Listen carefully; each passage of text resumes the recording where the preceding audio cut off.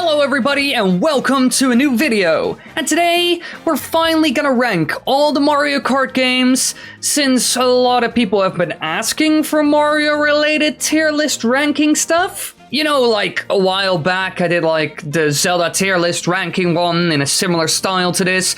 After that everybody wanted like a Super Mario one, a Mario Kart one, and everything else on the planet that you could possibly put in a tier list. So we're gonna start off with Mario Kart, and Super Mario is also on the list, so anyways, let's begin. First up we'll do the D tier. Now alright, for the D tier I have two in mind, mostly Super Mario Kart and Mario Kart Super Circuit. These are some of the earlier Mario Kart games that were released a long time ago. Now, I have a couple of problems with these ones, mainly that I don't like the visual style of it all. Don't get me wrong, I mean, I love pixel art, and everyone who watches this channel fanatically and a lot knows that I love pixel art. However, these games kind of lack that appeal, even though they are pixel art for the most part. And that's mostly because of the layout of the circuits, and they are set in a very particular way. Both of these games are set in something called Mode 7,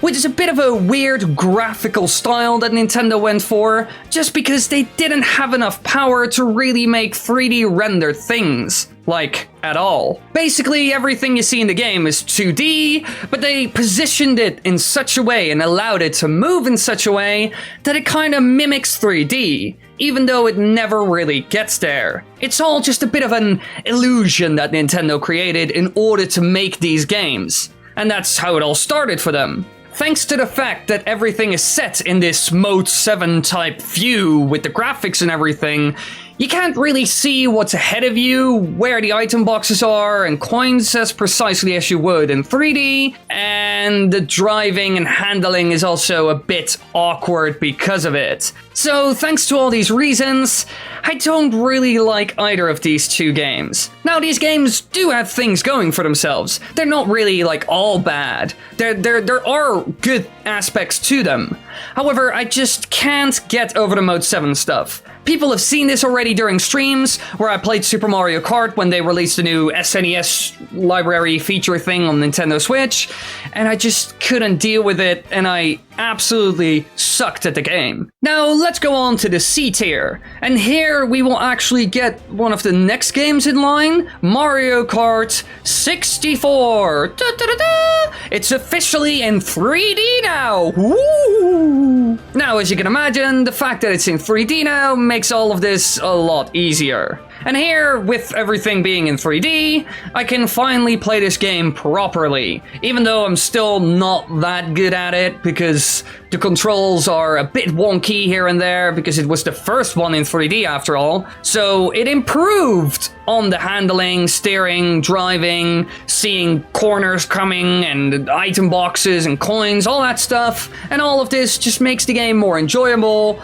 and easier to pick up. So from this point onward, we really start to get into Mario Kart games that function properly, that work, that are fun, enjoyable, great party games, easy to pick up, fun for young and old, easy to see, easy to understand, like instantly, which just wasn't necessarily a thing with the older ones. It just wasn't. However, there is one thing that is absolutely broken about this game that really brings it down. The freaking rubber banding. Because the CPUs in this game can, out of nowhere basically, get tremendous amounts of speed just because you are ahead of them. That's how Nintendo kind of solved that problem back in the day. And Mario Kart 64 is famous for being terrible at it, because out of nowhere, literally any CPU can just double in speed purely because you're racing really well and therefore winning the race, and for the CPUs to even compete with you, they need some sort of unfair advantage, otherwise they will be in the back the entire freaking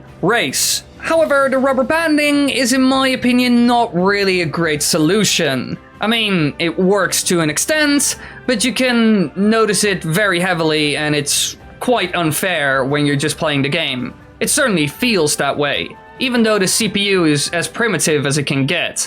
Now we're going from the C tier to the B tier. And here we yet again have one game, and it's actually one that played a big role in my childhood. Mario Kart Double Dash. A very, very enjoyable Mario Kart game. Now, this is the point where Mario Kart games finally took their own shape. They really started to become what is known as Mario Kart today. And Double Dash also added some lovely little spices on top of that. In general, there were a couple of things they greatly improved in this game. Mostly the driving and handling, the more interesting items that are now bound to certain characters, making them more special, as well as very memorable maps that we still know today even. Some of them are even in the newest Mario Kart game, but this time in full HD. Really, from this game onward, Mario Kart started to become phenomenal. And there's one thing that this Mario Kart game has that none of the others have in the entire franchise: the duo drivers. In my opinion, it was a cool gimmick and worked for the most part. However, it didn't add too much to the gameplay, so I can kind of understand why it disappeared afterwards. However, while the rubber banding wasn't as bad here, and the driving and handling got better, there is still one thing I do not like. The karts and everything in this game is so floaty and so bouncy. It's ridiculous. I recently played the game again, and golly, compared to like Mario Kart 8 Deluxe, for example, in some tracks you can really go all over the place, and it drives me nuts. So that's one thing I do not like about this title. Now on to the next one, the A tier. And here we have two: Mario Kart 7 and Mario Kart Wii. Yes, ladies and gentlemen, the legendary games. However, let's start with Mario Kart 7. This game did something that was so ridiculously necessary for the franchise, it's stupid. It finally introduced analog sticks on a handheld console. And so, Mario Kart games handled way better and were a lot more comfortable to play for a long time. The same kind of happened with Mario Kart 64, I didn't mention that, but there the same kind of happened. So in general, the thing that I like the most about this title is the fact that it just introduced an analog stick, but all the other stuff that was introduced in this game was cool and fun and all, but it wasn't huge. And now we get to Mario Kart Wii, which is probably a fan favorite. However, it's not perfect. Its handling and driving could be better, although it still improved a lot of things. For example, getting rid of double item boxes, which we saw in Mario Kart Double Dash, which can really lead to absolute bullcorn happening. I forgot to mention that, but in Mario Kart Double Dash, double item boxes weren't necessarily a good thing. It's more items and more chaos, but it can also lead to more stupid, dumb things happening that don't make sense and aren't necessarily fair. And Mario Kart Wii solved that, as well as introducing some of the most memorable tracks of the entire franchise, like Moo Moo Meadows and Coconut Mall. Like, everybody knows those tracks. Everybody loves those tracks. And this also goes for me. Moo Moo Meadows is literally my favorite of the entire franchise. But it just doesn't completely reach S tier. And now we get to the S tier. The creme de la creme. The cherry on top of the ice cream. The top of the notch. Whatever synonyms we could use aside from this. Mario Kart DS and Mario Kart 8 and Mario Kart 8 Deluxe. I kind of mix Mario Kart 8 and Mario Kart 8 Deluxe. They're together, you know, like, they're basically the same title for the most part. Now, the reason why Mario Kart DS is in the S tier is mostly because of all the new stuff that it added, with a whole adventure type mode and a bunch of other crazy stuff.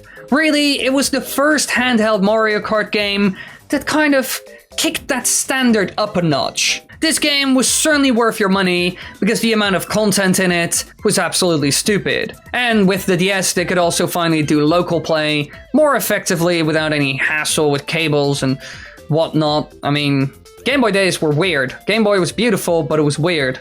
So Mario Kart DS did a lot of things right, and that's why it belongs on the S tier. I never really played it when I was younger because I didn't own it, but later on I did. And golly, I could finally understand what the hype was about this game because so many people praise it. It's ridiculous. But what about Mario Kart 8 and Mario Kart 8 Deluxe then? Why are they in the S tier? Wily, what are they doing there? Well, the reason why Mario Kart Wii is not there and 8 and Deluxe are is because of driving and handling. I play Mario Kart 8 Deluxe quite a lot, and golly, as soon as you understand how drifting works, it's just a dream to play that game and very, very satisfying to pull things off. It is the most refined experience when it comes to that. And then we get to the tracks, with a bunch of cool classics returning in Mario Kart 8 Deluxe, which has all the DLC, as well as all of them looking stunning in 1080p and 60 FPS, making for a great visual experience as well, which is certainly an important aspect to Mario Kart, as we all know. Now, ladies and gentlemen, this is my tier list. Please leave yours below in the comment section. Tell me what you think about mine. And in the upper right corner are a bunch of videos and playlists. Please click those and watch more, please. And subscribe and click the bell button. Help your boy Wily out. Thanks for watching.